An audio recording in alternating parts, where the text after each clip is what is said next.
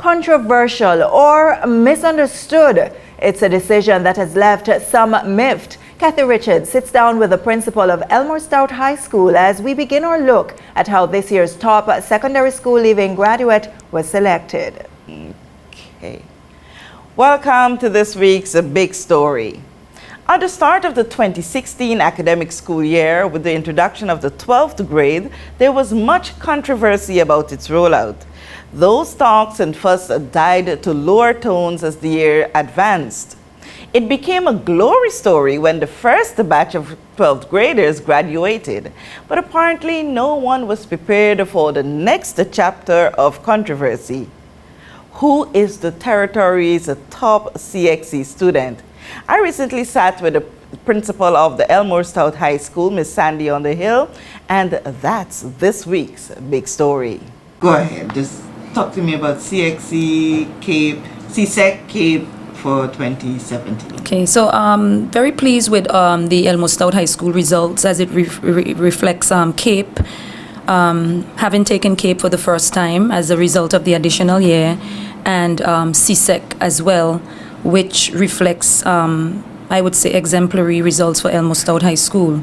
I believe that in the minister's statement, he mentioned that we have an 80% pass rate in Cape. In actuality, it is 100%. Again, this is our first time doing it, so we were unclear as to what was acceptable standard for pass mark at Cape, and we were thinking like CSEC, it was grades 1, 2, and 3. In fact, for Cape, it is 1 through 5. So having said that, we actually have 100% passes in Cape. We have students who have taken 2 Cape subjects and have passed them successfully with a grade 1. That would be our Kellyanne Freeman, who was our valedictorian. Just did an outstanding job. I would just want to highlight some of the subjects that did exceptionally well. For English, we had 87% of our boys passing with between a grades 1 to 3, and 94% of our girls who sat the exam passing with grades 1 to 3. We also want to highlight math. We had 81% of boys at grades 1 to 3 and 80% of the girls at grades 1 to 3. Biology, which is another tough subject, we're looking at 85% male passing with a grade 1 to 3 and 100% of our girls with grade 1 through 3. Also want to highlight integrated science, 94% of our males passing with a grade 1 to 3 and 99% of the girls passing with a grade 1 to 3. We also want to highlight theater arts. 100% of the students who sat that exam passed with a grades 1 to 3, boys and girls. PE is another subject, 100% passes, grades 1 to 3. Those are just some of the highlights. Overall, I think it's important to note that there were 22 subjects written by our students. 22 subjects. There were 1,102 examinations written by Elmore Stout High School students overall, yes. Overall, various students writing several subjects. And of those numbers, 980 was successful passes of grades 1 to 3. This calculates to about 90% of our exams written and passed by our students with a grades 1 to 3. And that is exceptional. It is important to note that this is partially possible because of the additional year. Students are now able to prepare more, better preparation. You're preparing from 10th grade all the way to 12, and you have the option of writing some of your exams in 11th grade, taking your time, of course, and choosing the ones that you're better prepared for. Teachers, of course, have a hand in selecting students who are prepared and then writing the others in a much more relaxed frame of mind in 12th grade. So that, of course, is going to positively affect your results. Okay, there's some confusion as to who and why a person would have been categorized as a top student for the British Virgin Islands. You want to explain that process? Yes, I noticed that there were some remarks written in one of the media sources where one of the private schools, which name I would not mention, were arguing that their student, having written more CSEC subjects and passing more, should be named as a top student. In fact, that can never be so, because CAPE is a higher level of CSEC, And if we have Kellyanne Freeman, for example, who wrote 2 CAPE subjects and passed them at a grade 1, while she only wrote 11 CSEC subjects. Let me just make sure that number is correct. Kellyanne has 8 CSEC subjects, but she also has 2 CAPE at grade 1. There's no CSEC subject that can override these results. She has 2 CAPE subjects at a grade 1, and those by far supersede the CSEC subjects that the other students at the private school would have written. Okay, so explain to us now the writing at the 11th grade and writing at the 12th grade and the combination of the 2 results. Okay, so as a result of the additional year, what is happening at our school is that for the first time, teachers have extra time to prepare students for CSEC. You start off in 10th grade, and then in 11th grade, students have the option of writing exams based on your level of preparation. We also track students in groups. We call them AP groups, where you have some groups that are being tracked to prepare for 3 years and some for 2. We don't always hold fast because, of course, there are students who may be in other groups who may overshine those students, and you still recommend them to write the exams. What is happening is that you have more time to prepare, so that in 11th grade, teachers would recommend, when it's time for CSEC or CXC, teachers recommend the students who are obviously ready to write those exams. Students have the option of writing up to 8 exams if they want to. Keeping in mind that students are now gauging for CAPE or dual enrollment in 12th grade. For you to get into CAPE or to be qualified to write a CAPE exam in 12th grade, you have to have written and passed 5 or more CSEC subject with a grades 1 or 2. So students are also gauging for that. So you will find that the majority of students in 11th grade will want to write 5 or more CSEC subjects. Again, anticipating and preparing to write the CAPE exams in 12th grade. So basically what is happening here, I know it's a lot, it's new. CAPE subjects, if taken and passed successfully, can qualify a student to receive up to 20 college credit. And I think that's the easiest way to explain that. Up to 20 college credits that are they are transferable to HLSCC.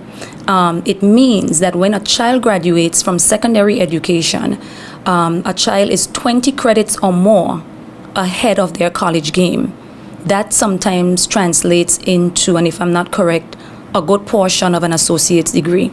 Okay, and so if one given child should write some CXC subjects at the 11th grade, gain some passes, but goes on to the 12th grade and write another batch of subjects, are those passes combined now to determine the top students? That is correct. And it also, and again, keep in mind that while you may not have gotten to write a CAPE exam in 12th grade, say for instance, you only did 3 or 4 CSEC subjects in 11th grade, that does not prevent you from doing CAPE, because now HLSCC is also offering CAPE subjects.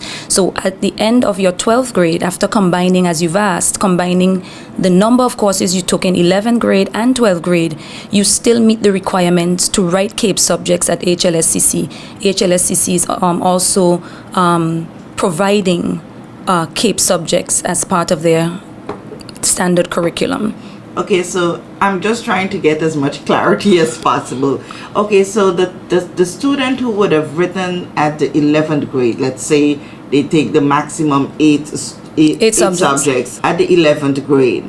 At the end of that year, we say our top CSEC student is this individual. Not at the end of 11th grade. It would still have to wait for the results from 12th grade, because remember that child has not yet graduated. So naming a top student doesn't happen until you graduate in 12th grade. 11th grade, we don't name top students. We can probably highlight, for the sake of statistics, who did well and who didn't do well in 11th grade. But you find that those results, as far as it relates to top students, comes after graduation, comes after all the results have been combined, 11th grade and 12th grade. Okay, so a child does not have that option of leaving school at 11th grade any longer? No, you don't have, it's not an option. It's absolutely mandatory at Elmo Stout High School, and I know for sure the other public secondary schools. You must go through 12th grade. Okay, and if we to do a little bit of comparison with some other Caribbean regions, because we're saying that with the addition of the 12th year, it's making it a whole lot easier in terms of the pressure on the students and more so the teachers in completing curriculum for the writing of CSEC. There are several other Caribbean countries, including Guyana, where we see quite a number of children writing 12 and way up to 18, 20 subjects at the Form 5 level. And it is seen as a norm and a comfortable practice. How do you compare those two when it comes to the students of the BVI? That is a difficult question to answer. One, because all education systems are different in terms of how they would roll out their course offerings. Remember, it is based on what students have been exposed to, not so much the fact that they are capable or able of writing 20, 15 subjects. At Elmo Stout High School, remember, students for the most part generally would take in their senior years somewhere between 8 and 9 courses. Those are the courses they're being prepared for. Now, that doesn't negate a parent sending a child to do some private classes somewhere else at a private center, which would make them better prepared to write more exams. I can only assume that in the other Caribbean regions, something like that is happening. Either that the kids are being exposed to more classes or they're doing more private preparation. So again, it's a very good question because we tend to not take everything into perspective when we're looking at the whole picture. I remember going to a CXC regional meeting representing the BVI last year. I believe it was in Belize, and very impressed with some of the countries like Antigua and so forth, whose students wrote up to 18 and 20 subjects, and wondering how can we get there. And I'm sure Minister Walwyn and the Ministry of Education, that would be their ultimate goal. But again, taking everything into perspective, it is really based on the number of subjects we're offering and how prepared students are in Tortola and in this region. Okay.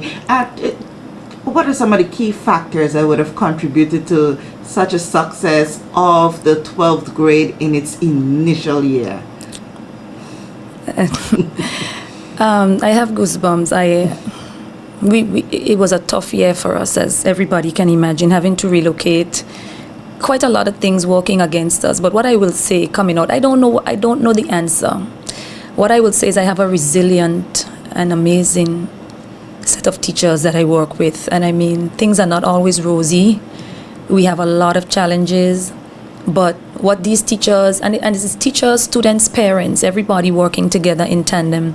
And what I would say to anybody out there listening is that in spite of it all, Parsons still did what was required. The students did what was required. Don't mind the talk. The students prepared, they did what was required. The teachers prepared, they did what was required. The parents prepared, they did what was required. And I just want to say that this is what is necessary. This is what is needed for us to push forward. Elmo Stout High School is the foundation of a lot of success stories in our community. It will continue to be such. We get a lot of blows, but people have to remember that we are the largest school and we are a reflection of our society. Whatever is happening in our society is definitely happening at Elmo Stout High School. And there's no sugarcoating that. Our hands are full. We have a tough job, but we continue to push forward and our results speak for themselves. At the end of it all, we are proud of all of our students who wrote both the CAPE and the CXC this year, whether you be in the private sector or the public school. And to all of you, we say congratulations and all the best in your endeavors. And that will do it for this week's edition of The Big Story. I'm Kathy Richards. One of the British Virgin Islands' top athletes, Karen McMaster, has done it again. In fine styles, he took the win at the IAAF Diamond League meet in Zurich on August 24 when he won the finals of the 400-meter hurdles, beating a world-class lineup of athletes. That lineup included world and Olympic champions Karsten Warholm and Karen Clement, respectively. McMaster crossed the finish line to win gold in 48.07 seconds, while the world champion Warholm from Norway copped the silver medal in 48.22 seconds. Switzerland's Karim Hussein ran 48.45 seconds to win the bronze, ahead of Olympic champion Clement of the United States of America, who finished in fourth with 49.20 seconds. For a long set in the blocks, they're away. And Warholm has started very, very quickly, already taken a lot out of Clement and Capello, and also going well as McMaster in lane 4. In fact, McMaster just about rising with Warholm, the world champion. So the Norwegian attacking this as he likes to do. And he wanted to be in the lead coming into home straight and then stay strong. But it's Warholm, the world champion, against McMaster, the 20-year-old talent from the British Virgin Islands. These two well clear. Karim Hussein trying to get into this in third place, and Clement still there as well. But it's McMaster and Warholm. And Clement trying to get back there, but look at McMaster and Hussein. McMaster just got the lead. The world champion trying to get back to him, but McMaster wins it. Warholm second, Hussein third. Great run from him in front of his home crowd. Well, I think this young man is a real talent, not Hussein. McMaster, the winner. The local director concentrating on their home man. But this young lad, he's got real ability. He's quick. He's only 20. He's getting better. That's a new national record for Warholm in second place. He hasn't even run anywhere near as quick as McMaster yet. You just wonder what might have happened.